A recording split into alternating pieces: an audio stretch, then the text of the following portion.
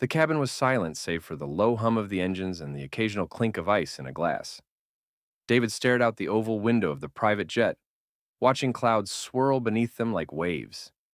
He should have been reviewing the merger documents again, preparing for tomorrow's meeting in Geneva. But he couldn't focus.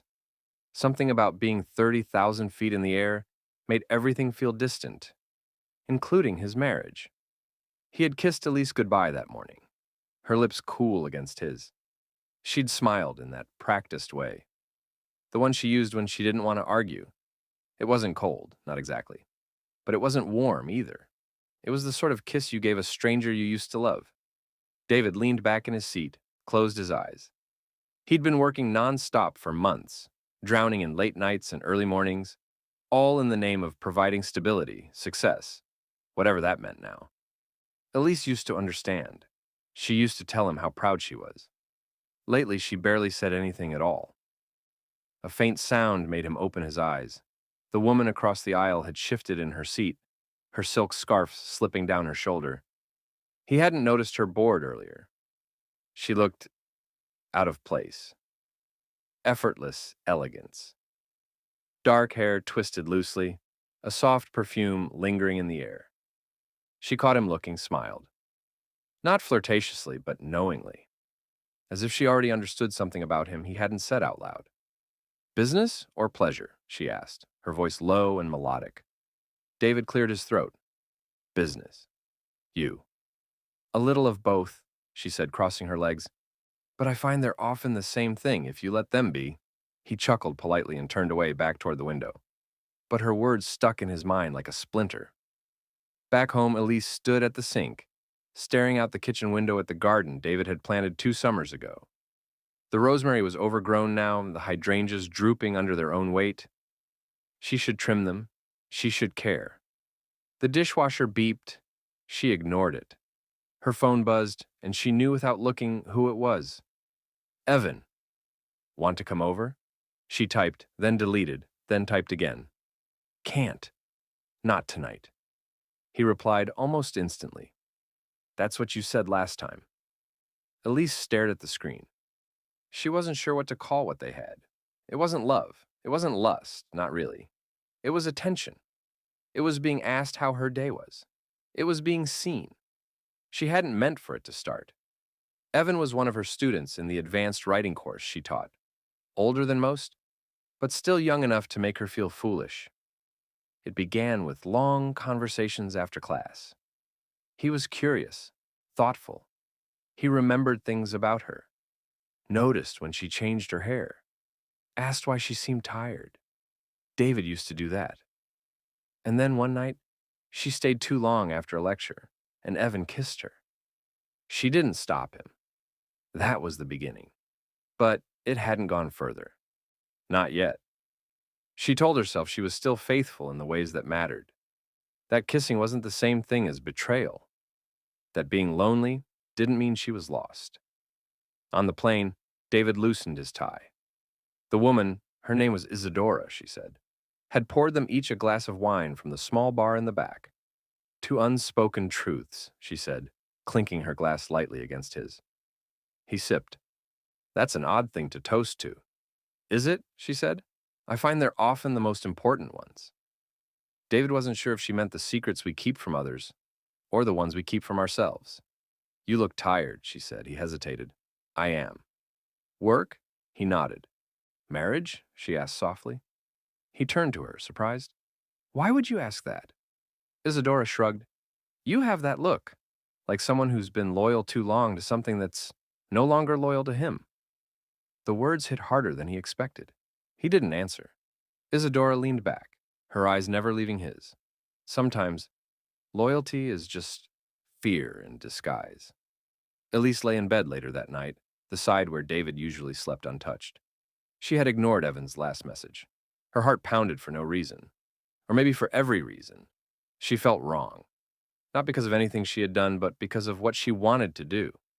She missed David. She missed how they used to talk, how he used to reach for her hand in the middle of a sentence.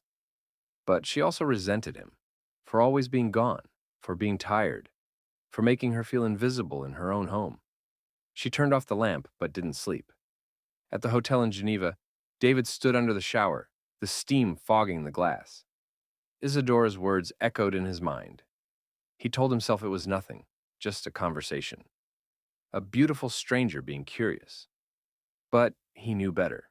He had wanted her to ask, wanted someone to see through him, to ask the questions Elise hadn't in months. He toweled off and stared at his reflection in the mirror. His eyes looked older, duller, like something inside had dimmed while he was too busy succeeding. That night he had dinner with Isadora again. They talked about their careers, about music, about books they both pretended to have read. She laughed at his dry humor, and for the first time in a long while, he felt interesting. She didn't touch him, didn't need to. Meanwhile, Evan showed up at Elise's door without warning. She stood in the frame, torn between slamming it and pulling him inside. "I just wanted to see you," he said. "You've been distant." "I'm married," she whispered. "You were married last week, too," he replied. She stepped outside, closing the door behind her. "You don't understand." "Then help me."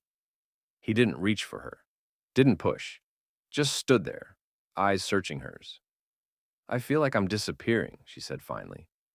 Evan said nothing, just stepped closer, gently, and placed a hand on her shoulder.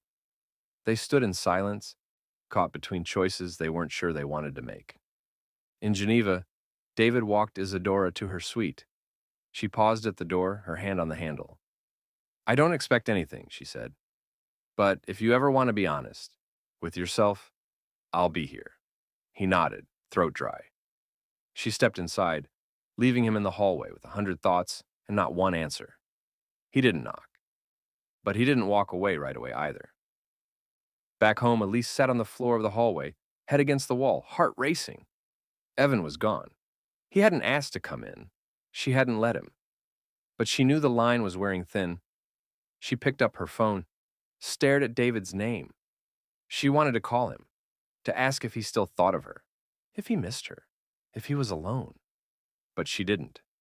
Neither of them spoke that night, and the silence between them deepened like a crack in glass, quiet, spreading, impossible to ignore. The morning light in Geneva streamed through the tall windows of David's hotel room, casting a soft glow on the unmade bed.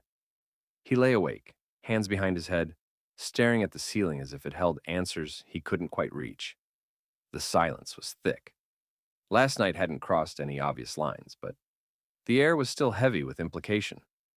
Isadora hadn't asked for anything. She hadn't even invited him in. But her presence, her words, lingered like a song he couldn't stop humming. David showered, dressed, and headed to the meeting that had brought him halfway across the world. Numbers, charts, presentations. He nodded, contributed, but his mind kept drifting. Not to Isadora, to Elise. She hadn't texted since he left. No casual check-in, no goodnight. Not even a question about how the flight went. He told himself it was just routine. She was busy. They both were. But deep down, he wondered if she noticed he was gone at all. After the meeting, he walked along Lake Geneva, past tourists and locals, enjoying the crisp air. He found a bench and sat, phone in hand, debating whether to call her, to hear her voice. But what would he even say? That he missed her? That he was tired of pretending things were fine? Instead, he scrolled through old photos of them.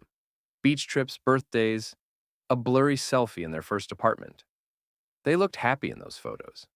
Carefree, connected, but memory could be deceptive. Sometimes it preserved only what you wanted to remember. Back home, Elise pulled into the parking lot of the university, her hands gripping the steering wheel even after the engine shut off. She'd barely slept. The conversation with Evan haunted her, not because of what was said, but what remained unsaid. She had come close last night. Too close. Inside the classroom, she wore the mask she had perfected over the years. Engaged, articulate, poised. Her students listened, took notes, asked questions. She answered them all, but part of her floated above the room, detached from her own voice. After class, Evan lingered. He always did. She avoided his gaze, focused on stacking papers, adjusting her bag. "You okay?" he asked. She nodded too quickly. "I meant what I said," he added. You don't have to pretend you're fine. Elise looked at him then. Really looked. His concern was genuine. That was what made it dangerous. I'm not who you think I am, she said quietly. Maybe not, he replied, but I see you, even if no one else does. She turned away before the tears could rise. That evening, David returned to the hotel to find a note slipped under his door. Dinner on the terrace? Just food. No expectations. Isadora. He stared at the handwriting for a long time. The thought of sharing a meal with someone who didn't require anything from him, who didn't expect performance or patience or perfection, it was tempting. But was it innocent? He wasn't sure anymore where the lines were. He went. Told himself it was just dinner. The terrace was quiet, the city lights twinkling below. Isadora was already seated, sipping a glass of something golden. I thought you might ignore the note, she said. I almost did, she smiled. But you didn't. They talked for hours, about nothing and everything. Her childhood in Lisbon, his college years.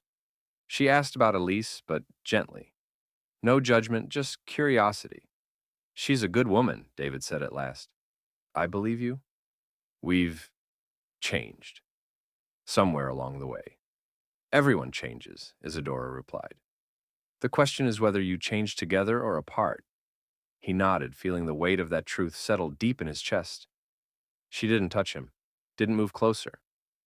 But when the waiter cleared their plates, David felt something shift between them, a silent understanding. A fork in the road neither had chosen, but both had noticed. In her own quiet house, Elise sat on the sofa, scrolling mindlessly through a streaming menu she had no interest in. The silence was suffocating. She could still feel Evan's words echoing through the hollows of her heart. She picked up her phone, typed a message to David. How was your day? She hovered over the send button, deleted it. Instead, she opened her journal app. She hadn't written in weeks, but now the words poured out. Sometimes I wonder if love fades, or if we just stop looking at each other long enough for it to disappear. I don't want to be unfaithful, but I feel so alone. And maybe loneliness is a kind of betrayal, too. She didn't save it, just closed the app. That night, she dreamed of David, not the man he was now, but the boy he used to be, the one who surprised her with a road trip for her birthday, who held her hand during movies, even when it made eating popcorn impossible. When she woke, her pillow was damp, and the ache in her chest felt like a bruise. In Geneva, David stood by the window of his suite, watching the sunrise. He hadn't slept much. After dinner, he'd walked Isadora back to her room again, but this time, he didn't pause at her door. He didn't want to know what might happen if he stayed. He sat at the edge of his bed, staring at his reflection in the dark screen of the TV. He was loyal. He always had been. But loyalty wasn't supposed to feel like a cage. He picked up his phone. No messages from Elise. He thought about calling, thought about telling her how lost he felt. But the distance between them wasn't measured in miles anymore. It was in silence, in unsaid things, in small, daily choices that had brought them here. Later that day, he boarded the jet back home. Elise stood at the kitchen counter that evening, preparing dinner she didn't plan to eat. The house was quiet, the kind of quiet that didn't feel peaceful, just empty. She had told Evan not to come by. Said she needed time to think. He'd respected it, but part of her wished he hadn't. She poured a glass of wine, stared out at the garden again. The hydrangeas were worse now, dying. She made a note to fix them before David returned. When he arrived that night, jet-lagged and tense, she met him at the door. Hi, she said softly. Hi. They stood there for a moment, like strangers reacquainting themselves after too much time apart. You look tired, she offered. It was a long trip. She stepped aside, let him in. He dropped his bag by the stairs. Their eyes met. The distance was still there, but something in the air had shifted. Maybe because they had both come close to crossing lines neither of them dared name. They sat across from each other at the dinner table. The conversation was light, safe, but the undercurrent of everything unsaid pulsed beneath the surface. He didn't mention Isadora. She didn't mention Evan. After dinner, he went to the den to check emails. She went to bed early, but neither of them slept. In the dark, Elise stared at the ceiling, just like David had days before. She thought about what it meant to be faithful, not just in body, but in heart, in presence, in truth. David lay awake downstairs, the glow of his laptop dim beside him. He scrolled through unread messages, but his thoughts drifted back to the terrace, to Isadora's words. The question is whether you change together or apart. He didn't know the answer, and that frightened him more than anything else. They were home again, together but apart, and neither one knew what the next choice would be, or if the truth once spoken would heal them or break what was left. The days that followed settled into a rhythm that felt almost normal. The morning coffee, brief greetings, schedules scribbled on the kitchen calendar. It all played out like a familiar script. Yet beneath each word, behind every glance, lay an unspoken tension. Like an overcast sky, the atmosphere in the house carried weight even when nothing was visibly wrong. David was home, but part of him remained elsewhere. His body moved through the motions of everyday life, yet his thoughts returned to Geneva more often than he liked to admit. Not just to Isadora, but to the version of himself he'd almost become. The man who considered stepping away from everything he'd built, not because he didn't love Elise, but because something essential had gone quiet between them. He returned to work, diving into meetings and reports with renewed intensity. It was easier that way. Numbers didn't ask questions. They didn't look at you with years of shared history in their eyes. They didn't quietly wonder if you were still who you once promised to be. At night, he'd sit beside Elise on the couch while the television played shows neither of them truly watched. Occasionally, their hands would brush, but the contact felt accidental, hollow, like bumping into someone on a busy street. Elise, too, had returned to her routine. Her lectures resumed. Her grading piled up. She spent evenings in her study, pretending the world beyond her door didn't exist. She hadn't seen Evan since the night she told him not to come. He'd sent a message, short and kind, just making sure you're okay. No pressure. She hadn't replied. She wasn't sure if she wanted to. One evening, while David was upstairs, Elise found herself standing in front of the hallway mirror. She studied her reflection. Not her clothes, not her makeup, but the woman beneath it all. She didn't look sad exactly, just absent, like someone going through life on mute. She walked outside, the air brisk and quiet. The hydrangeas were nearly gone now, leaves curled and dry. She knelt down, fingertips brushing over a brittle petal. How had she let them die? Once, she'd taken such pride in that garden. Now she barely noticed it. Behind her, the door creaked. David stepped out. "I was looking for you," he said softly. "I just needed air." He joined her, standing a few feet away. Neither spoke for a while. Finally, Elise broke the silence. "We don't talk anymore," David exhaled. "I know. When did it get this far?" Her voice trembled slightly. "I think we stopped noticing," he replied. "Stopped asking how the other was doing. Or maybe we were too tired to answer honestly." She looked up at him. The porch light illuminated the lines near his eyes. The quiet sorrow etched into his expression. "Did something happen while you were away?" He hesitated. Almost. The honesty in his voice startled her. Not because he admitted it, but because he didn't try to justify it. "With someone else?" she asked. He nodded once. "But I didn't. I thought about it. That scares me more than if I had." She sat on the steps, hugging her knees to her chest. "I've been spending time with someone, too." David sat beside her, not too close. "Who?" "A student, Evan. He's younger. He listens. He sees me." The wind rustled the trees overhead. The silence between them now felt different. No longer heavy with secrecy, but with fragile truth. "Did anything happen?" he asked. "No," she said. "But it could have." He nodded slowly. "So we're both standing on a line."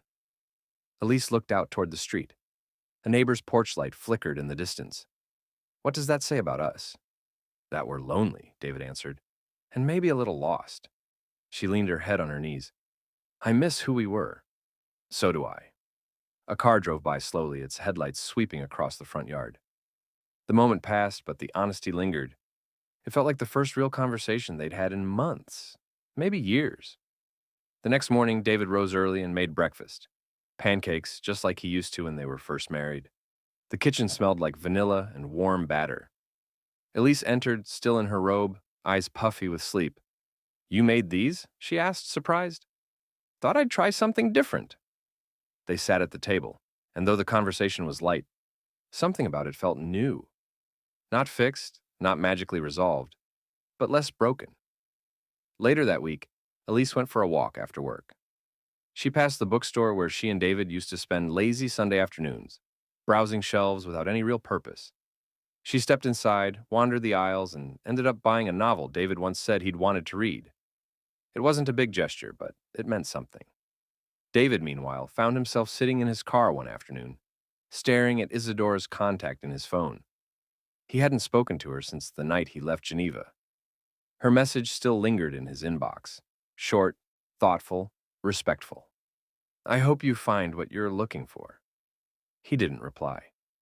Not because he didn't want to, but because he didn't know how to say what he felt. That she had shown him a version of himself he didn't know existed. That she'd held a mirror up to his loneliness.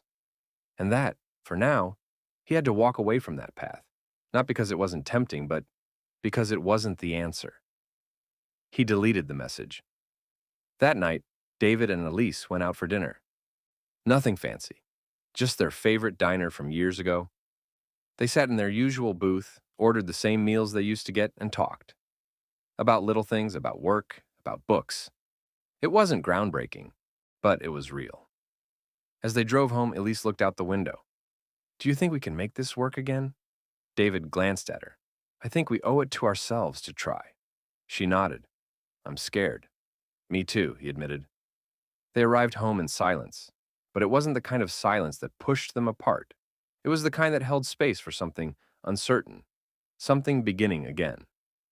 Over the next few weeks, they tried. Some days were easier than others. There were small missteps, awkward conversations, lingering doubts, but also laughter, shared meals, evenings where the television stayed off and the wine stayed half full. They didn't talk about Evan or Isadora again, not because they were pretending those moments hadn't happened, but because they were choosing not to be defined by them. Still, the cracks remained. Trust, once stretched, never returns exactly the same. They both knew that. But they also knew that rebuilding wasn't about perfection. It was about effort, about presence, about trying even when it felt easier to retreat. One afternoon, Elise stood in the garden, pruning the dead hydrangeas. David joined her, gloves in hand. These might bloom again next season, she said. They always do, he replied. She looked at him. Do you think we will? He didn't answer right away. Instead, he knelt beside her, helping clear the dry leaves. I don't know, he said honestly, but I want to try. The wind rustled through the branches, carrying away the brittle remains of what had withered. And in that quiet moment, with hands in the soil and hearts still unsure, they began again, not with certainty, but with hope. Not with answers, but with the willingness to stay. Even when leaving would be easier, even when the past still whispered, even when love felt fragile, they stayed. And that, for now, was enough.